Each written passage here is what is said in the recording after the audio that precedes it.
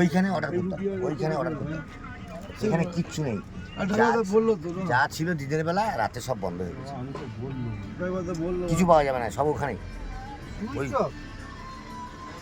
তাহলে আমার মনে হচ্ছে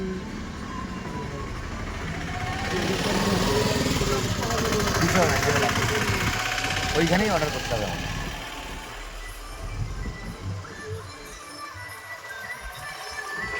তাহলে এবারে অর্ডারটা কিরকম করবে? হোটেলওয়ালা অর্ডার করবে না ওনার কাছে অর্ডার করবে? ওনার কাছে করাটা বেটার, কারণ আমরা বাড়াবো কেন, ই করবো কেন, উনি তাহলে হোটেলওয়ালা করবে, আমার রুমের মধ্যে কোনো হেডেক নেই।